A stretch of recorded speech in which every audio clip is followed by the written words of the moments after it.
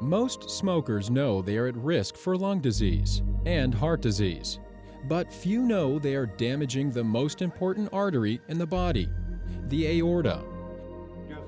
In fact, most patients have little to no warning signs that pressure is building and causing a very serious condition, an abdominal aortic aneurysm.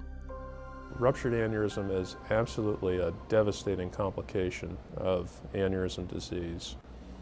About half of patients who suffer rupture of their aneurysm will die before the emergency medical system ever gets there.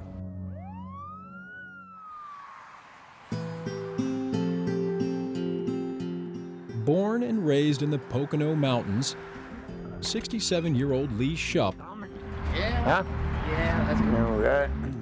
had to give his doctor an answer to a simple question. At this stage in his life, what was he most looking forward to? I said my main goal is to watch my 4 grandsons grow up, get big, see what they do. Well, I'm going to tell you a little story. If you don't quit smoking, you're not going to see that. That's because smoking is one of the highest risk factors for an abdominal aortic aneurysm. Every year in the United States, approximately 200,000 people are diagnosed with an abdominal aortic aneurysm. Well, an abdominal aortic aneurysm is basically a blistering of the abdominal aorta, which is the main body, the main pipeline, essentially, of blood flow in the body. When a weak area of the abdominal aorta expands or bulges, the result is an abdominal aortic aneurysm. The analogy I like to think of is like an old tire that gets a weak spot in it and bubbles out.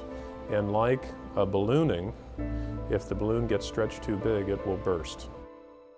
It was at the point, it was just like somebody was in there with a knife. And I mean just daggering, just twisting. I never had pain like that in my life, never.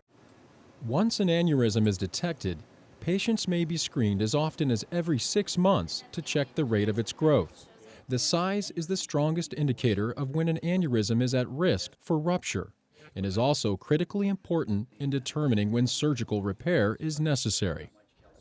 In the last 10 years, a new procedure has been developed for the treatment of abdominal aortic aneurysms, using a minimally invasive approach called EVAR, or endovascular aneurysm repair.